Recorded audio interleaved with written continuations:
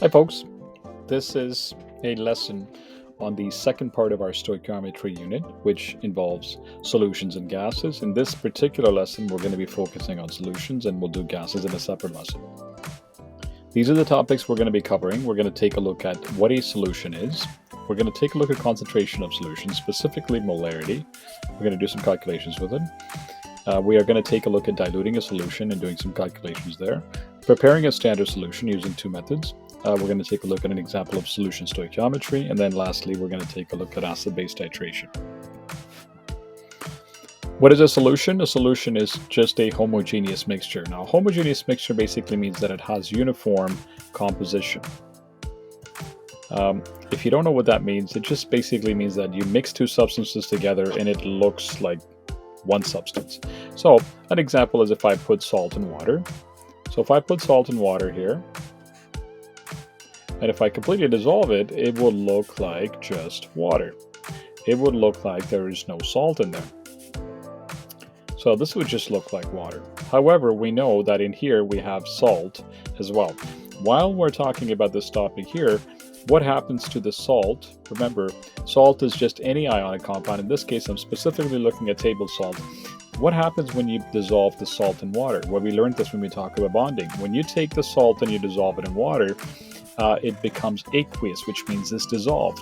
And when it is dissolved, it forms sodium ions and chloride ions. Essentially what happens is these ions, which are in their lattice structure, if you guys remember bonding, they separate into these ions because water molecule, recall, is polar, and this end of the water molecule is partially negative, this end of the water molecule is partially positive. These partially negative and positive ends pull the ions out of their lattices, and we have a situation like this. So what I have here, I like to call is a soup of ions.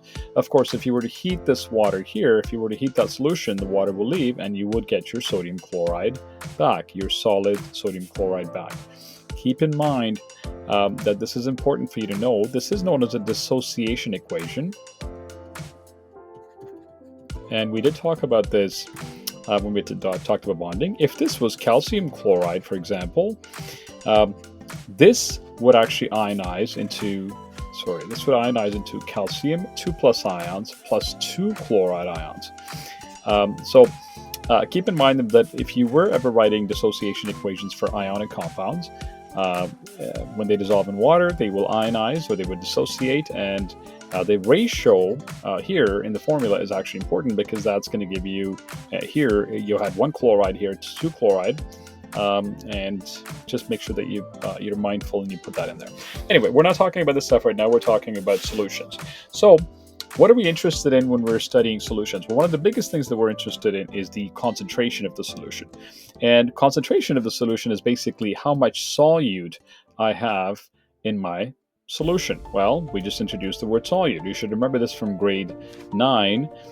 In my last example, my solid sodium chloride was my solute, and then water here is called my solvent.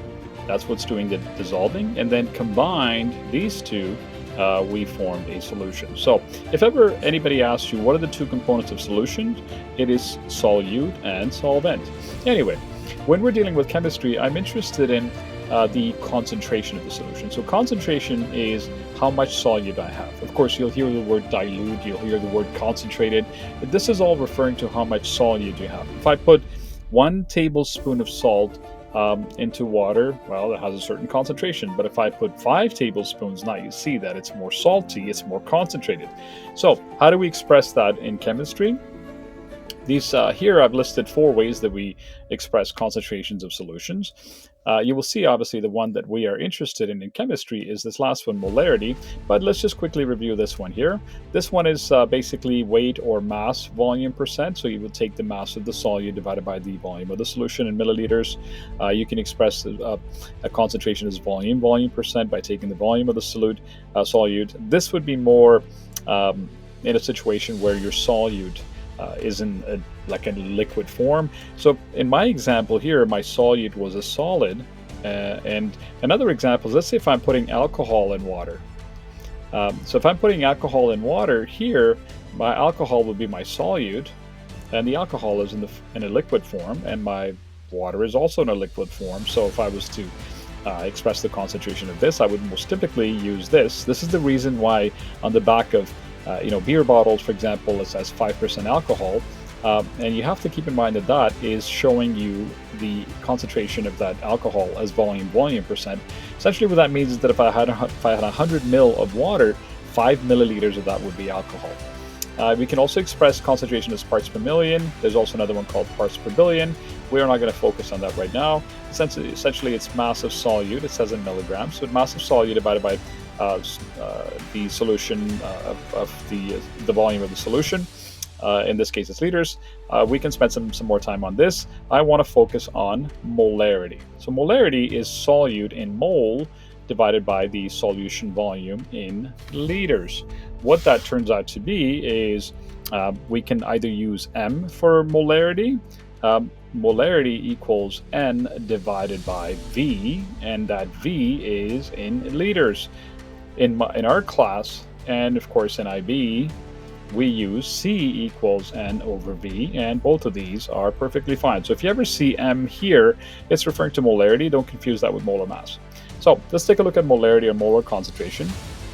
So molar concentration is basically number of moles of solute in liter of solution.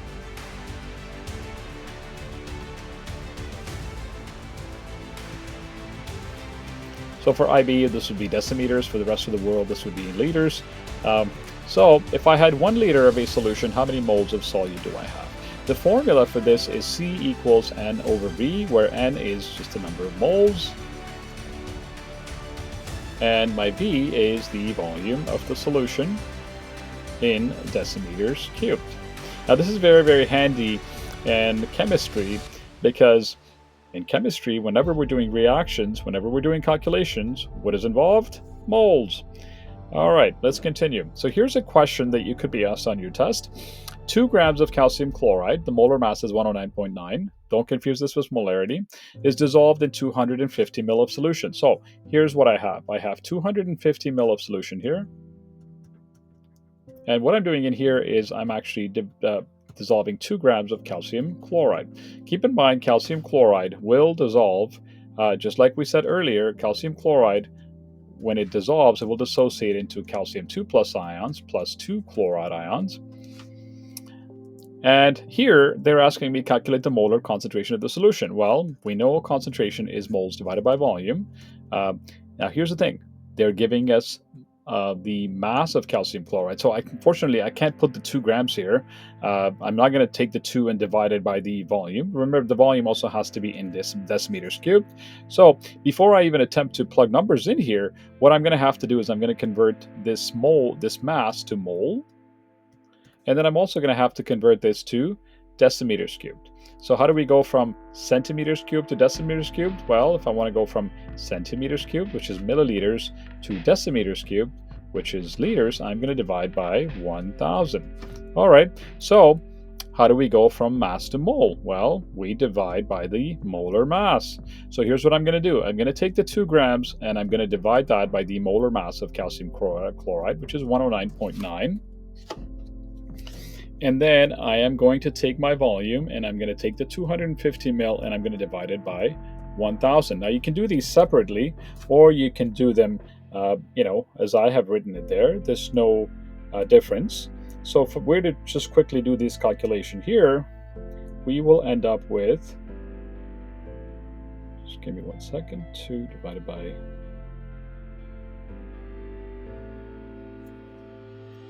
my moles up here is going to be 0.0182 moles. I'm not considering significant digits right now. We're just looking at doing some of these questions. And then my volume is going to be 0.25, because 250 divided by that, 0.0. So my concentration here is now going to be 0.0728 728 moles per decimeters cubed. All right, now you could also be asked to calculate the concentration of just the chloride ions here. Now, this is something new. I don't think we talked about this in class. However, if they ask you to do that, we have to keep in mind that calcium chloride, when it dissolves, it produces calcium 2 plus ions plus 2 chloride ions. So all I have to do here is this. I know that the concentration of my solution was 0.0728 moles per dm cubed. And I know that the mole ratio between this and my chloride ions is 2. So all I'm going to do is I'm just going to take that number and I'm going to multiply it by 2. So whatever that answer is, that's going to be the concentration of your chloride ions. So it'll be 2 times 0.0728, which is 0.146 moles per dm cube. What if you were asked for the concentration of calcium ions in that solution? Well, it will be the same as this, because the mole ratio is 1:1. If you were asked a question like this, keep in mind, if they were asking you for a certain ion, just write the dissociation equation. Make sure that you have the correct number of ions on either side, and then just take the concentration of your solution and multiply it by whatever the number is. All right. Here's a second type of question that still involves the same formula, C equals N over V. You could be asked, what mass of sodium chloride is required to prepare a 250 ml of a solution with a concentration of 0.5 moles per liter? So you'll see here, what I'm given is the concentration of the solution, which is 0.5 moles per dm cubed. You are given the volume of the solution, which is 250 ml, or cubic centimeters. And then what they're asking you to find is the mass of the solute, so mass of NaCl. Now, if I'm going to use this formula, which is C equals N over V, you notice that I don't have mass in here. However, I do have mole. Remember that I'm giving concentration and I'm given volume. Remember, this volume has to be divided by 1,000 to convert it into decimeters cubed. So I have my volume, I have my concentration, I can find mole from here. So here are my steps. So in step 1, I'm going to find the moles. How do I find mole? Mole is C times V. Now, if you don't know how I got that, you can set up a little triangle for yourself here. And essentially your triangle is going to be C, V, and then N. So what that means is that if I want to find moles, these two are multiplying. If I want to find any one of these two, those two are going to be dividing. So if I wanted to find concentration, it's moles divided by volume. If I wanted to find volume, it would be moles divided by concentration. Anyway, so if we do this quickly here, my concentration was 0.5 and my volume was 0.25. I'm leaving the units out for now.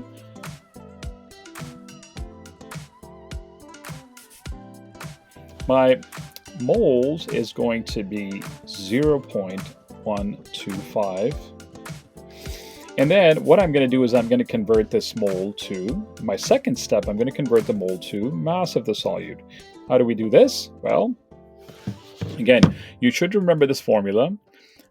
Moles equals mass divided by molar mass. I'm looking for this little m. So my mass is equal to moles divided by molar mass. Once again, if you don't know how to rearrange this, you can set up a little triangle for yourself like this. Remember that these are always multiplying, okay? So whether it's this formula or that formula, those are multiplying. So it's going to be m, capital M, and then this little m. This is obviously your molar mass. Please don't confuse that with molarity. Just use C for molarity so we don't have any confusions. This is your molar mass, like I said. And then now we're going to take the moles, 0.125, and we are going to multiply by the molar mass, which was 109.9.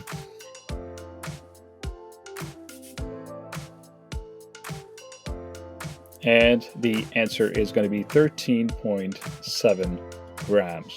So what I've just found here is that if I wanted to make a solution with a concentration, if I want to make 250 ml of the solution with a concentration of 0.5 moles per dm cubed, I would need 13 grams of calcium fluoride. sorry, this was sodium chloride, my bad. This molar mass would be 58.5. Of course, then the mass will change.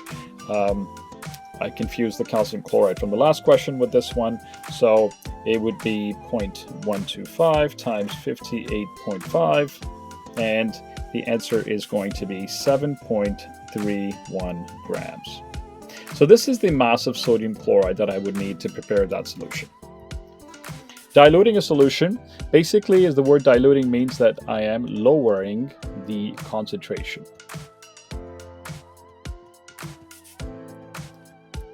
Now, if you notice this formula, concentration is moles divided by volume. I can lower the concentration of a solution by either reducing the number of moles, or it's a lot easier to just increase the volume. So if I increase the volume of that solution, I am definitely going to be making this concentration smaller, just based on math. I'm making my denominator bigger. So if I had a, let's say a solution here, and let's say I have 500 milliliters of my solution, and the concentration is 1 mole per liter, or 1 mole per decimeter cubed. And if I were to add 200 milliliters, or let's just say 250 milliliters of water to this, what I am doing is I am increasing my volume. So what that's going to do is that's going to lower the concentration of my solution. My concentration is 1 right now. I had 500 ml of it. If I'm adding 250 ml of water to this, that is going to lower the concentration. How do we calculate this? Well, one of the things you have to keep in mind here is that as I add more water, the moles of solute that I had, so whatever my solute was here, is going to be the same before the dilution. So I will label this as N1. Is going to be equal to the moles of my solute after the dilution, because all I did was I just added water. Whatever solute I had in here, if this was sodium chloride, I haven't changed that amount, I just added some more water. So my N1 of solute, moles of solute before, is equal to the moles of solute after. Now this is very handy because if you rearrange this formula, N equals C times V. So if N1 equals N2, then I can now write down that C1V1 also equals C2V2. This formula is very handy, and I would use this for any type of titration, any type of dilution question. So in this particular case here, if you were asked to find the concentration of the new solution, here's what you would have. Your C1 is going to be this number. That's your original concentration. I'm just going to leave the units out for now. My V1, which is my original solution, is going to be 500 mil. My C2, well, this is what I'm looking for. That's the new concentration. And now my V2, you have to be careful, is going to be the 500 plus the 250, which is going to be 750 milliliters.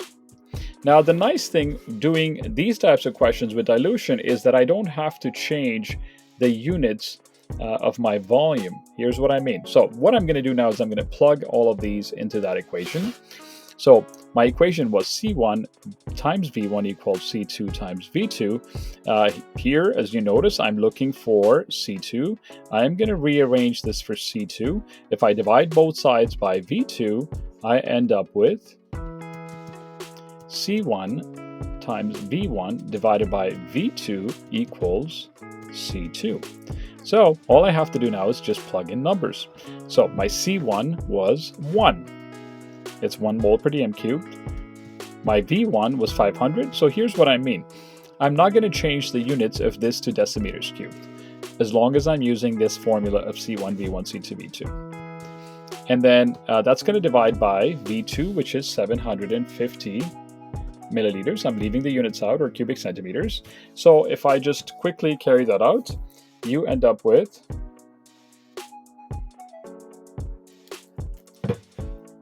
0.66 moles per dm cube. You will see that if you actually, put all the units in, the units for volume will cancel out, and you will actually end up with this. Notice that my concentration went from 1 mole per dm cube to 0.66 moles per dm cube. Why? Because I added 250 ml of water. Let's continue. Dilution question. So this would be a question, we just solved this. So 200 ml of water is added to 500 ml of 2 molar solution of NaCl. What is the resulting solution? To save some time, all you would have to do is make sure that you use this formula. In this case, my C1 is going to be 2 moles per liter.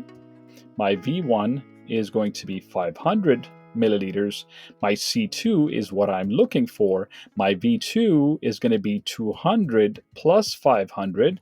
And then you would have to rearrange this equation for your new concentration, which is your C2.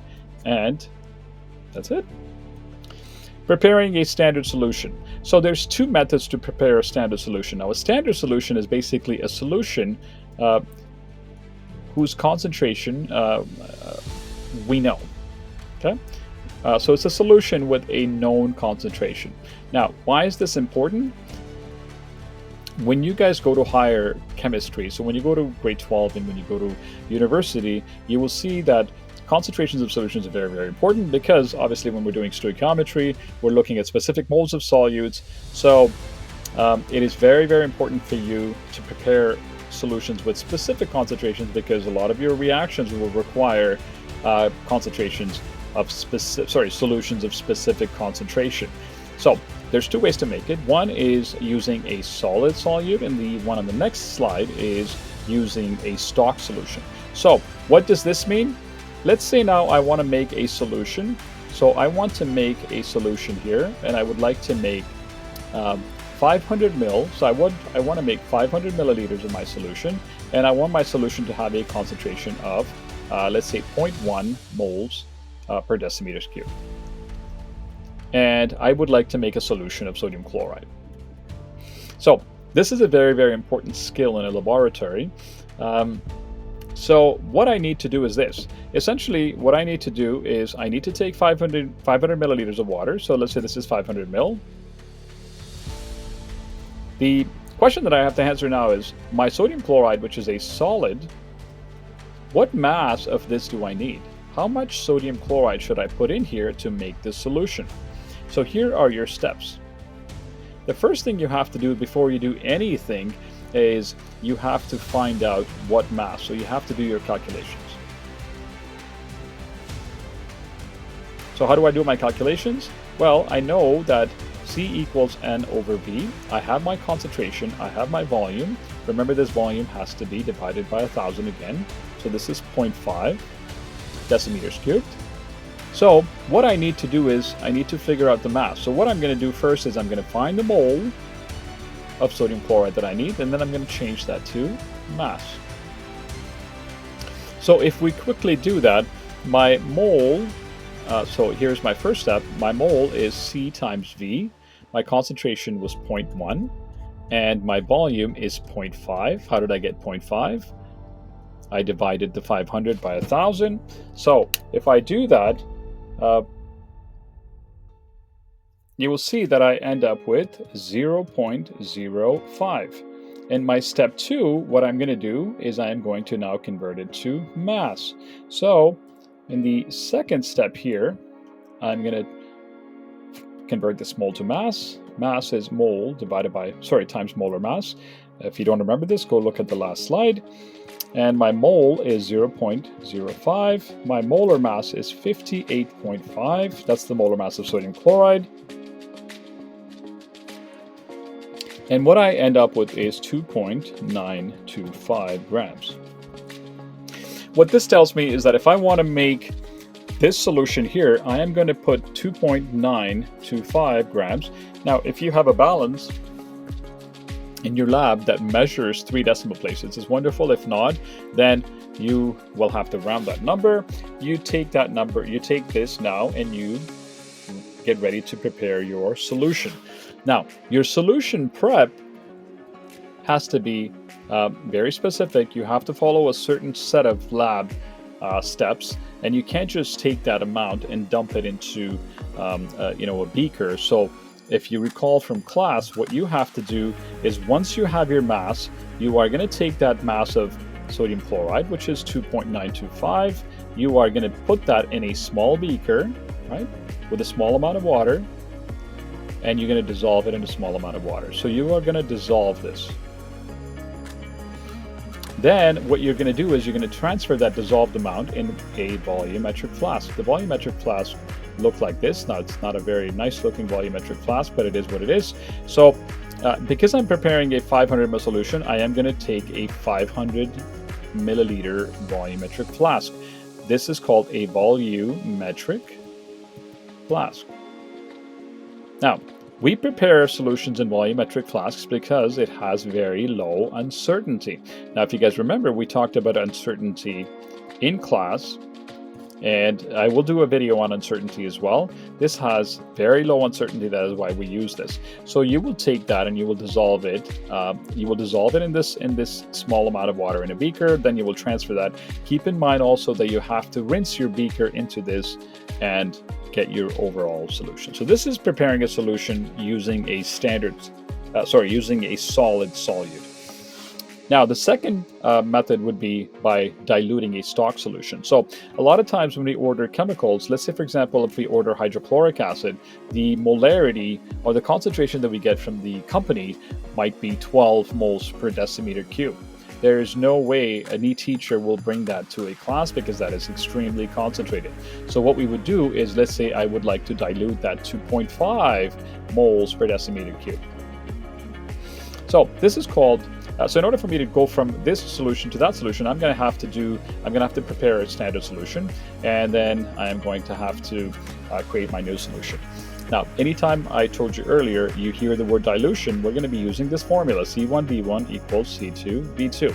So if this is my stock solution here, and my stock solution is 12 moles per liter,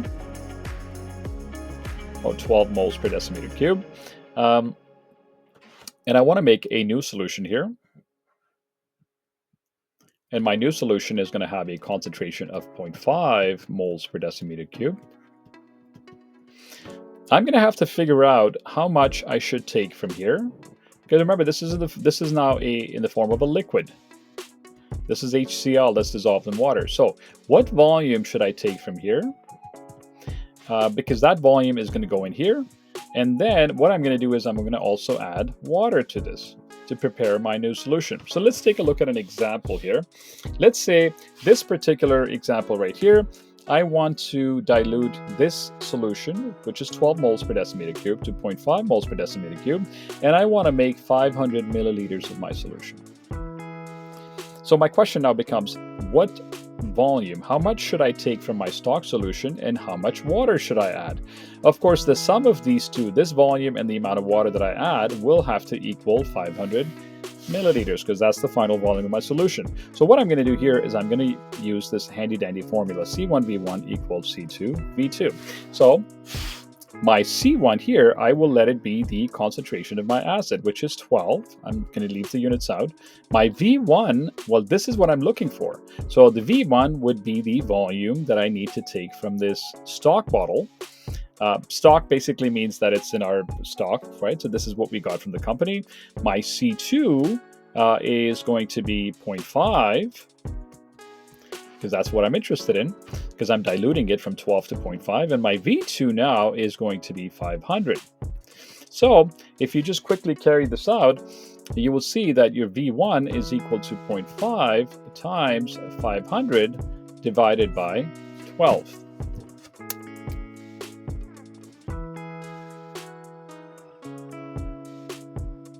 If you carry that out, that tells you that you need 20.8 cubic centimeters. Remember, when you're using C1, V1, C2, V2, you don't have to change the units for your volume to decimeters. You can just leave it as cubic centimeters. So my V1 is 20.8 cubic centimeters. What have I just found? I just found that in order for me to make my new solution, I need to take 20.8 milliliters out of my stock bottle. Now, how do we prepare the solution? It is going to be the same as our last one. You are going to have to use a volumetric flask, except this one is a little bit easier. So from my stock solution, here's my stock solution. I'm going to take 20.8 cubic centimeters. I'm going to transfer that to a volumetric flask. which is 500 mil volumetric flask. I'm going to transfer that amount here, and then I am going to add enough water. The rest of it is going to be water. How much water should I add? Well, the amount of water is just going to be 500 minus 20.8 cubic centimeters, whatever that amount is. That is the amount of water that you will add. Solution stoichiometry. So this is just stoichiometry. Stoichiometry doesn't change. So when I say solution stoichiometry, I am now dealing with a reaction that involves solutions. Earlier, we did the reactions that involved solids. So this is supposed to be a capital O. This is a solution that's aqueous. This is also a solution that's aqueous. This is a solid, and this is an aqueous solution. So what this is telling me is saying potassium iodide is reacting with lead 2 nitrate. So here's lead 2 nitrate, and here's potassium iodide. They're both solutions. Now, of course, if we're dealing with solutions, we're going to be dealing with volume and concentration. And then when you combine these two, it produces a solid. That's why a downward arrow. So this is a yellow precipitate. If you've never heard the word precipitate, that's basically a solid that forms when you mix two solutions together. And then we have potassium nitrate. What I'm asking you here is this. I'm saying that you took 25 mils of potassium iodide with a concentration of 1 mole per liter, and you mix that, you reacted that with 30 cubic centimeters or milliliters of a lead nitrate solution with a concentration of 1 mole per liter as well. And I'm asking you to calculate the mass of the lead iodide that's formed. We call that theoretical yield or theoretical mass based on theory. So if you were asked a question like this in class, this is just basic stoichiometry. What you would have to do is you would have to figure out which one of these is the limiting reactant. Remember, this is your volume and this is your concentration. What you would have to do is for each one of these, you are going to have to find the number of moles before I can even attempt to find the mass of this. So if we just do that quickly, here, remember once again, mole is concentration times volume. Anytime you're using this formula, your volume must be in decimeters cubed. If you're using the dilution formula, you can leave your volume in cubic centimeters or centimeters cubed. Here you must change this to decimeters cubed, which means this is going to be divided by 1,000, just like this one is going to be divided by 1,000. And then I'm going to plug the numbers in here. So N equals C times V. My concentration is 1. My volume is going to be 30 divided by 1,000, which is just going to be 0.03. Notice obviously that the equation has to be balanced. This equation is already balanced. In stoichiometry, that's one of the first things that you would check to make sure that the equation is balanced. So my moles here is 0.03. I'm going to do the same thing for this one. And now my N equals C times V. My concentration is 1. My volume is 25 divided by 1,000. And that is just going to be 0.025 mole. So when we're finding limiting reactant here, so obviously it goes without saying that if you've done stoichiometry before, you must find limiting reactant if you're given specific amounts of both reactants before I can even attempt to go on and form the products. That's very important, because if by mistake you did not do that and you took your excess reactant to find the mass of your the theoretical mass of a product, you would make a mistake. You would be, you would get a larger number than you should be getting. If you don't understand that, then you have to go back and watch the videos on stoichiometry. So now, finding a limiting reactant. So the quick way of finding limiting reactant, and this is the easy way of finding it. Of course, there's different methods of finding limiting reactant. What I want you to do is I want you to take these moles of each reactant, and I want you to divide them by their respective mole coefficients from the balanced equation. So this is 1, and that is 2. So here's what I'm going to do. I'm going to take the 0.03, and I'm going to divide that by 1, which is just 0.03, and then I'm going to do the 0.025, and I'm going to divide that by 2. The smaller number here is your limiting reactant. So in this case, this is going to be my limiting reactant, which means my limiting reactant now is potassium iodide. This is very, very handy now because now I can ignore lead 2 nitrate because that's an excess. So here's what I'm going to do now.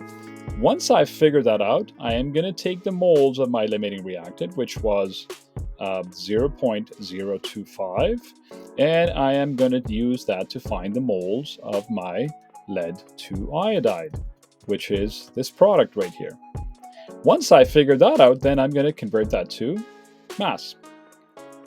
So now notice that once I found my limiting reactant, I can divide this problem into 3 steps. Here's my step 1, where I went from mass to mole, which we already did. Here's my step 2, which I'm using the mole ratio between them. And here's my step 3, where I'm converting the mole to mass. So it's a little bit messy here, but our step 1 is done. Let's do our step 2 here.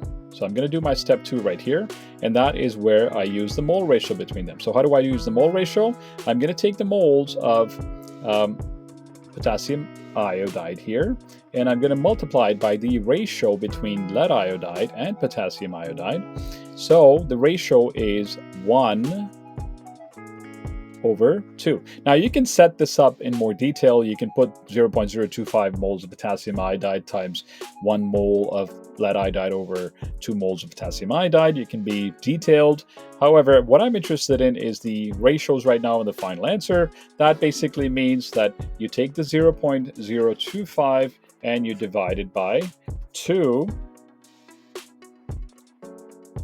And that's going to give you 0.0125. And this is mole of PbI2. So what I just did was I did my step 2. I took the moles of my limiting reactant and then I figured out the moles of PbI2. And the moles of PbI2 are right here.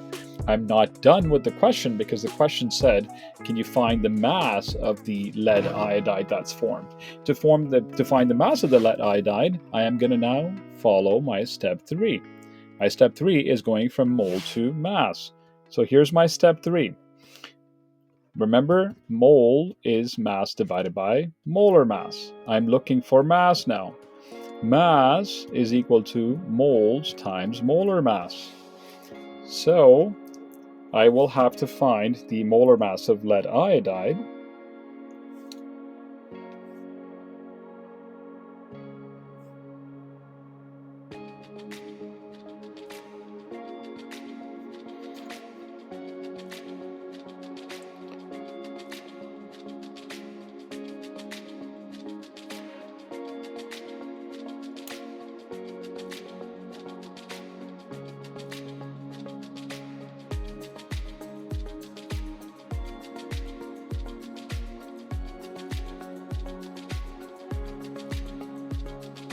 Which is 461. Sorry, it took a little bit of time.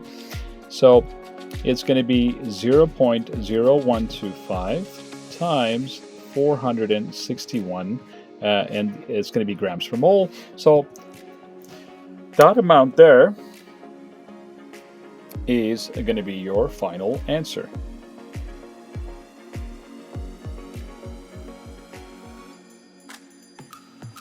Which is 5.7 grams. So this question was pretty lengthy, but this is your basic stoichiometry problem. What I found, we were given volume and concentration of both of these solutions. So I had 2 solutions. So I mixed one solution plus another solution, and of course that gave me a solid. There was also potassium nitrate, but I'm interested in my solid, which was my PbI2.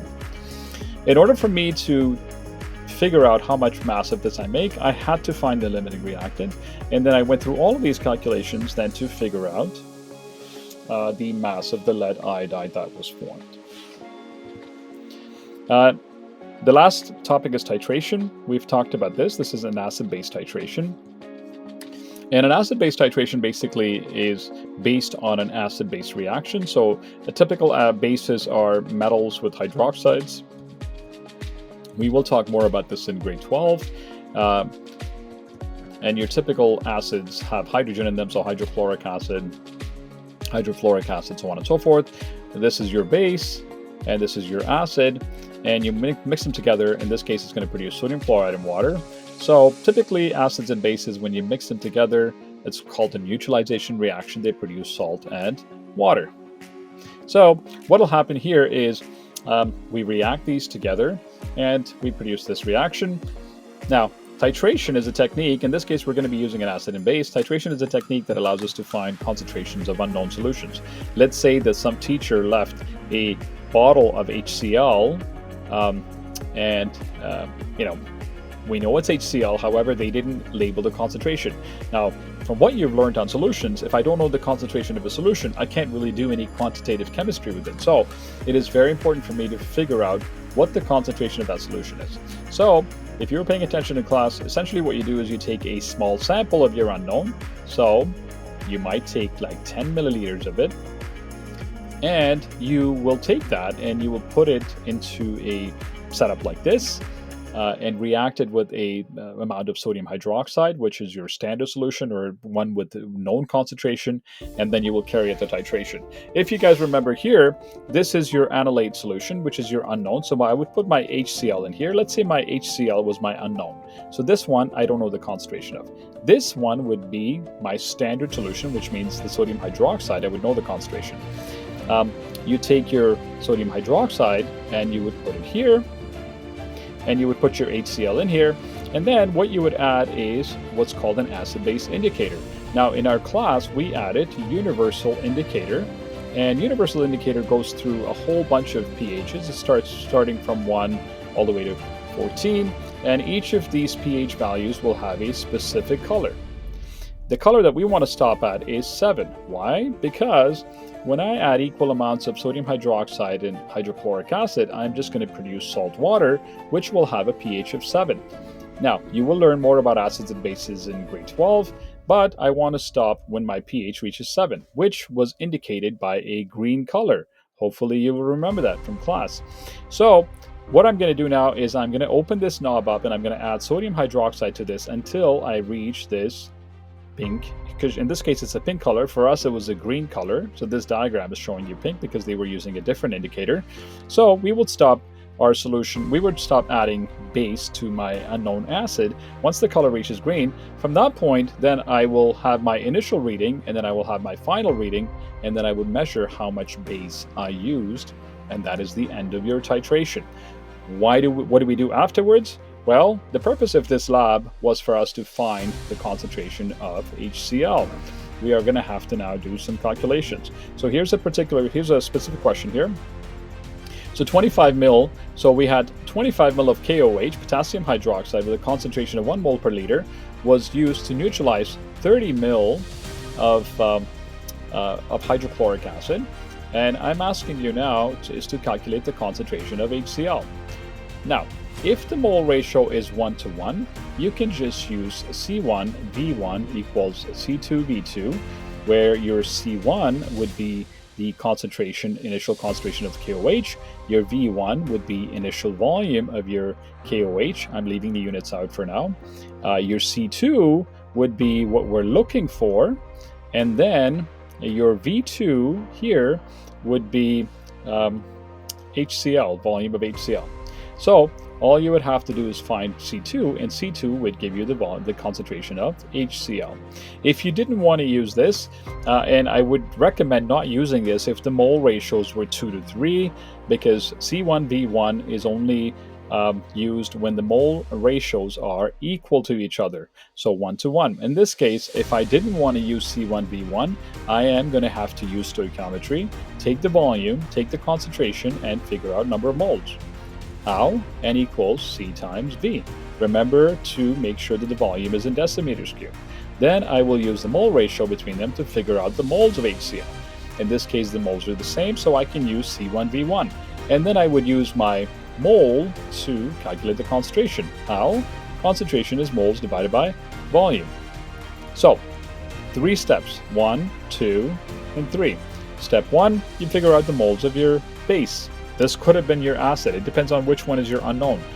And then you go from mole to mole. In this case, the moles are the same. And then you go from mole to concentration. Remember once again to make sure that your volume here is in decimeters cubed, which means you're going to have to divide this guy by 1,000, and you will have to also divide this one by 1,000 when you are doing your calculations. All right, hopefully this was helpful. Just a quick recap. We talked about concentration of solution, and specifically we talked about molarity, which is C equals N over V, where this is in decimeters cubed. Then we did some calculations with it, and then we talked about dilutions. And for dilutions, we said that we're going to use this formula. And then we talked about preparing a standard solution. Obviously, this involves a specific technique, but also a bunch of calculations. We did those. Then we talked about solution stoichiometry. And then lastly, we talked about acid-base titration.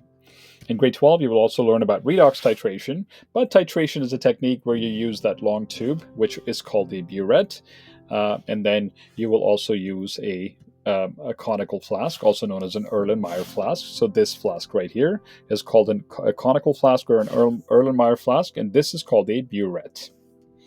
All right. Stay tuned for further lessons.